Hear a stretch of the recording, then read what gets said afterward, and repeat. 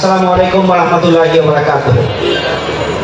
আল্লাহ শুকরিয়া আদায় করছি, আলহামদুলিল্লাহ 5 আগস্টের গণঅভ্যুত্থানের মধ্য দিয়ে আমরা একটি নতুন বাংলাদেশ পেয়েছি।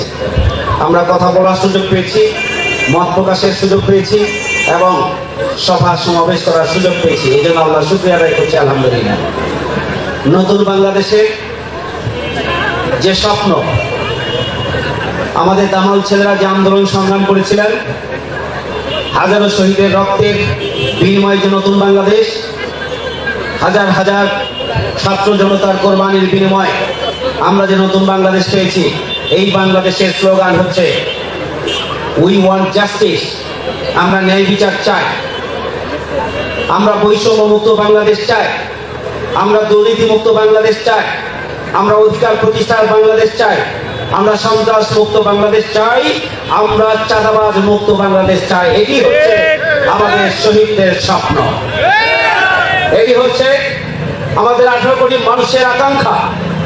এই জন আকাঙ্ক্ষা পূরণের জন্য আজকে দল মতের ঊর্ধ্বে উঠে 18 কোটি মানুষের মুক্তির জন্য, বাংলাদেশকে উন্নয়নের উচ্চ শিখরে নিয়ে যাওয়ার জন্য, মানুষের অধিকার প্রতিষ্ঠার জন্য প্রয়োজন হচ্ছে কাঁধে কাঁধ মিলিয়ে ক্ষুদ্র স্বার্থকে উপেক্ষা করে, দলীয় স্বার্থকে উপেক্ষা করে দেশের স্বার্থ 18 কোটি মানুষের স্বার্থকে উচ্চকিত করে তুলে ধরা।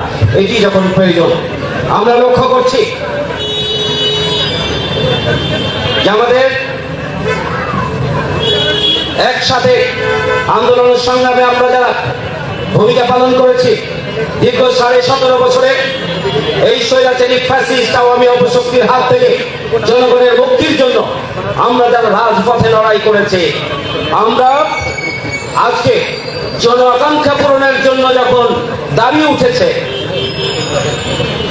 যখন দুর্নীতিমুক্ত বাংলাদেশের দাবি দিনে দিনে আরো শক্তিশালী হচ্ছে, বৈষম্য মুক্ত বাংলাদেশের দাবি যখন শক্তিশালী হচ্ছে, সন্ত্রাস মুক্ত চাঁদাবাজ মুক্ত বাংলাদেশের দাবি যখন দিনে দিনে শক্তিশালী হচ্ছে, তখন আমরা লক্ষ্য করছি যে কেউ কেউ এমন বক্তব্য দিচ্ছেন যা দিয়ে আগামী দিনে বাংলাদেশের এগিয়ে যাওয়ার স্বপ্নকে ধূলিসাৎ করার চক্রান্তে লিপ্ত রয়েছেন বলে প্রমাণিত হচ্ছে।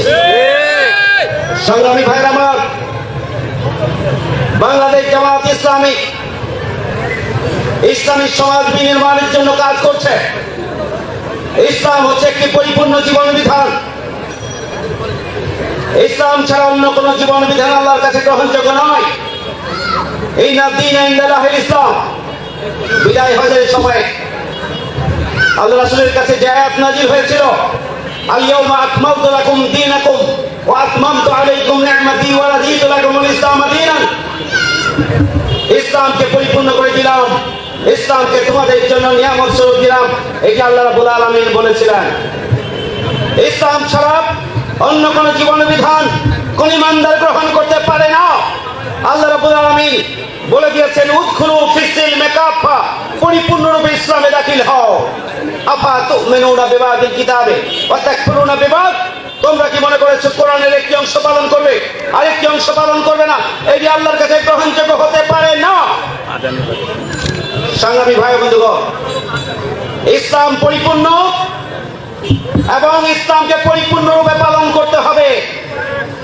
রাজনীতি করার সময়, ভোট চাওয়ার সময় মাথায় টুপি দিবেন আর ঘোমটা পরবেন, আর মানুষের কাছে গিয়ে পাঞ্জাবি পরে পরে ভোট চাইবেন, আর ব্যক্তিগত জীবনে, পারিবারিক জীবনে, সামাজিক জীবনে, আইন কামে হালাল হারাম মানবেন না, ইসলামকে অনুসরণ করবেন না, ইসলামের আলোকে জীবনকে অতিবাহিত করবেন না, আর বড় বড় কথা বলবেন।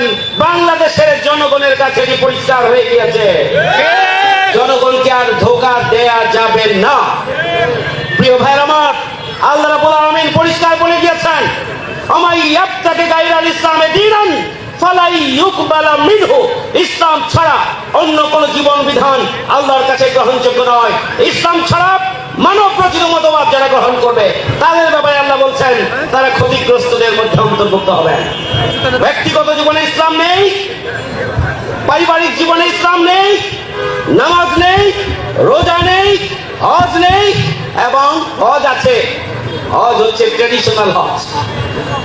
জাকাত নেই, ইসলামী সমাজ বিনির্মাণের জন্য ভূমিকা নেই, সত্য সুন্দরের পক্ষে ভূমিকা নেই। শুধুমাত্র ভোটের সময় আসলে মাথায় টুপি দিয়ে পাঞ্জাবি করে মানুষের কাছে ইসলামের কথা বলবেন, এটি ইসলাম নয়, এটি ইসলাম হতে পারে না, এটি প্রতারণা, এটি ধোঁকা, এটা হচ্ছে ইসলাম নিয়ে রাজনীতি করা, ইসলাম ধর্মকে ব্যবহার করে রাজনীতি করা। বাংলাদেশের জনগণ আগামী দিনে সেই রাজনীতির মুখোশ উন্মোচন করবে ইনশাআল্লাহ। আসুন, আমরা বাংলাদেশের 18 কোটি মানুষের মুক্তি চাই। আমরা বাংলাদেশকে সুখী, সমৃদ্ধশালী, বৈষম্যহীন, দুর্নীতিমুক্ত, চাঁদাবাজ মুক্ত একটি বাংলাদেশে পরিণত করতে চাই। সুতরাং এর পথে যারাই বাধা হয়ে দাঁড়াবেন, এর পথে যারাই বিরোধিতা করবেন, তারাই আস্থা করে নিক্ষিপ্ত হবেন। সচেতন জনগণ আর ধোঁকায় পড়তে চায় না। সংগ্রামী ভাইরা আমার, তাই আসুন আগামী দিনে নতুন বাংলাদেশ বিনির্মাণের জন্য আমরা সৎ, যোগ্য, দক্ষ এবং দেশপ্রেমিক নেতৃত্বের মাধ্যমে নতুন বাংলাদেশ গড়ে তোলার স্বপ্ন আমরা বাস্তবায়ন করার জন্য ভূমিকা পালন করব। সবাইকে ধন্যবাদ। আল্লাহ হাফেজ। বাংলাদেশ জিন্দাবাদ।